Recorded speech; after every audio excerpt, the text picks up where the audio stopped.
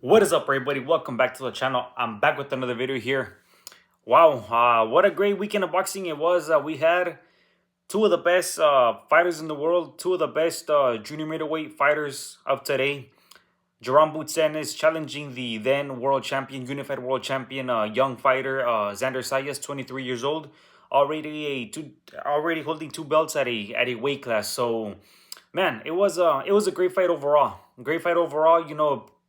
Big credit to both men for stepping up and giving the fans and giving the sport a great night of boxing. This is what boxing is all about. Two of the best fighters in their prime, at their best, undefeated, putting everything on the line, chasing legacy, chasing greatness. I don't want to say not afraid to lose that O because there's no better feeling than coming up victorious every time you step into the ring. But nonetheless, no fear in putting everything on the line, no fear in chasing greatness, no fear in risking it all, looking to looking to solidify your legacy. So big shout out to both fighters for putting everything on the line, like I mentioned, and risking everything in the ring. Every time anybody steps in the ring, they risk everything. They risk their health, their life, and for the entertainment of the fans, of the public. So we gotta give credit to both fighters on that. And first and foremost, or secondly, no, I'm sorry, guys. I want to sneeze here. I apologize. Secondly, congratulations to Jaron Ennis. Him and his team. Jaron fought an amazing fight. He had an amazing game plan. He showed why he's one of the best fighters of today. Uh, it was unfortunate that he did not get he did not get a shot, or he did not get his opportunity at the welterweight division. I myself was one of the few individuals, I guess you could say, that really pushed for the Terrence Crawford fight, or for an Errol Spence fight, or for a Virgil Ortiz fight. I would have loved to see those fights at 147.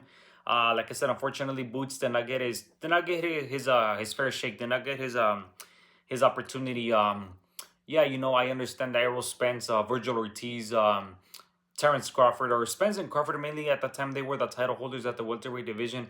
I get it that they were chasing bigger money fights. They wanted bigger purses, and Boots Ennis was not the guy for that. He was not the dancing partner that was gonna make you that was gonna help you make a big purse.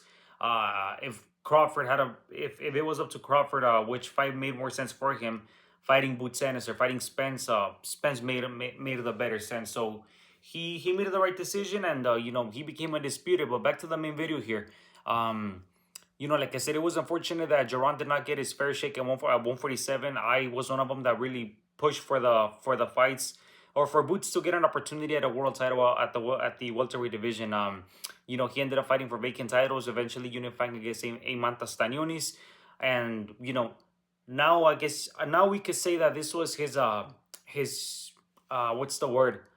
This was his big break. Yeah, he was a world champion at the welterweight division, and he did unify.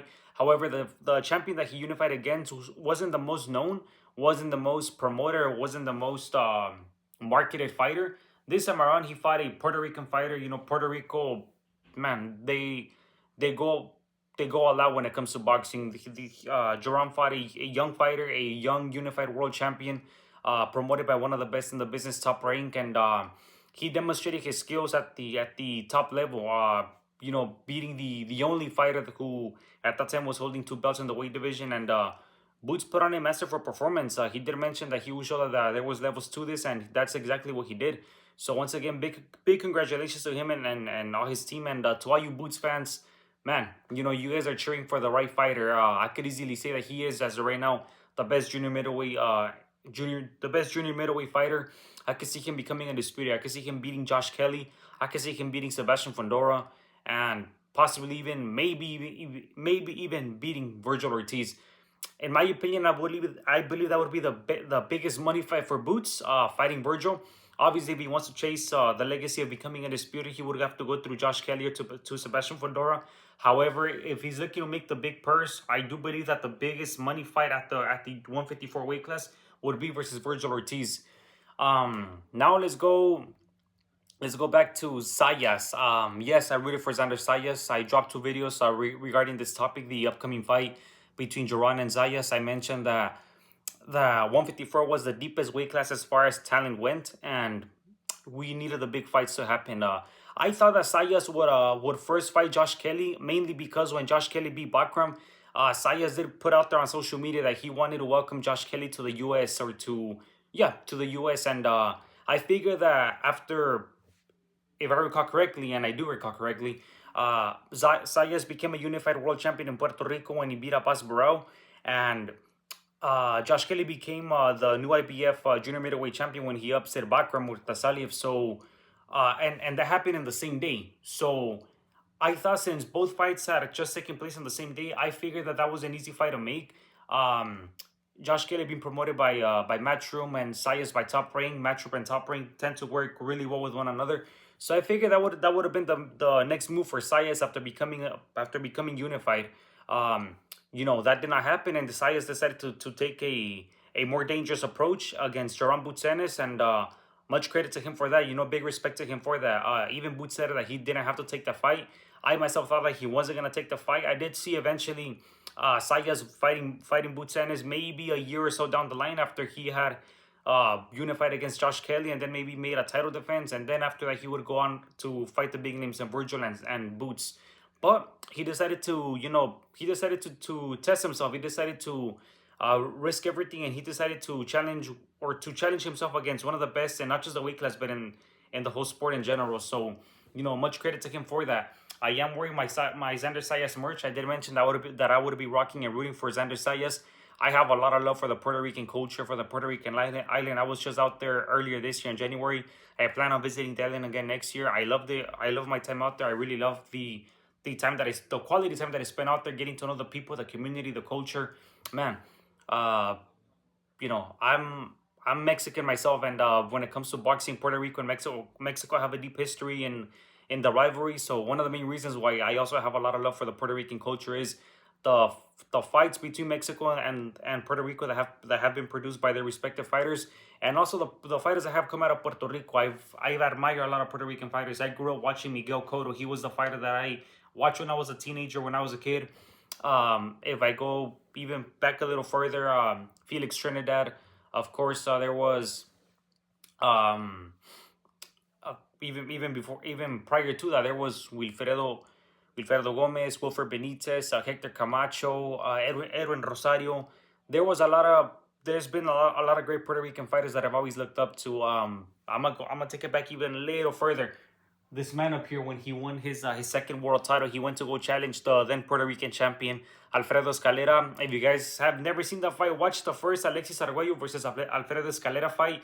The bloody battle of Bayamon. You guys are not gonna be disappointed. You guys want to see a fight? You guys gotta watch Alexis Arguello versus Alfredo Escalera 1. The bloody battle of Bayamon once again. Um, man, a lot of Puerto Rican fighters that I look up to. In present days, there was of course, or not present day, I'm sorry, but just a couple years ago, Jose Pedraza was a world champion. Subriel Matias was recently a world champion. So there's been a lot of Puerto Rico has produced a lot of great talents. However, there hasn't been a superstar. You could be a world champion, but even though you may hold a world title or two, you're not a superstar. And Puerto Rico has not had a superstar since Miguel Cotto. I called it ever since I started following Zayas' career. Ever since he won his world title, ever since he unified, I mentioned that he would be the next great Puerto Rican superstar after Miguel Cotto. And even though he came up short, I do see him becoming that next great Puerto Rican superstar. Um, if he decides to move up to 160, there's a lot of winnable fights for him up there. He could challenge Carlos Adames, the WBC middleweight champion.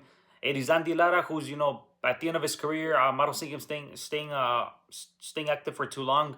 But if he decides to, that's definitely a winnable fight for Sayas. I wouldn't like him. I wouldn't like for him to take that approach. He wouldn't get credit for that. Fighting a very very old guy in Lara. I would like to see Lara hang up the gloves and let the youth give the new generation their opportunities. The IBF title at the middleweight division is currently vacant. So if Sayas decides to make the move to 160, there's a lot of winnable fights for him up there. That could easily name him a two-division world champion. And like I said, I do see him being the next great Puerto Rican superstar after Miguel Cotto. Of course, the most dangerous fighter at 160 right now would be Johnny Bekalem Handalay, WBO middleweight champion. I had the privilege of training alongside him when I was under Buddy McGirt. And man, phenomenal fighter, great fighter. If Zayas was to move up to 160, that would definitely be the biggest challenge for him, or the biggest threat at the middleweight division. But regardless of that, any Zayas just shows that he is up for any challenge. He's up for any fighter. He's willing to face any fighter. He's willing to fight the best, and he's not afraid to risk it all. So if that's the route that Zayas decides to take to fight Johnny Beck, even whether it's his first fight at middleweight or after he wins a title, man, it only shows Zayas's courage, his will, and his heart and his love for the sport. That was it for today, guys. I wanted to leave my reaction out there, or my thoughts on the fight that took place yesterday. Like I said, I was Team Sayas, and man, I'm the kind of person that will rock with my crew, with my fighter, with my people, whether we're up or down. I'm not the kind of person that will shy away, or that's gonna hide if things don't turn out the way that we're planning for them to turn out. And yeah, that's the kind of person that I've always been, loyalty till the very end. And although the fighter that I was rooting for came up short, I had to come out here. I am wearing my Xander Zayas shirt because, like I said, I was rooting for him, and I was hoping for him to pull out the victory. And the love that I have for the Puerto Rican culture is second to none. All right, guys, I'll see you guys on the next one. Peace out.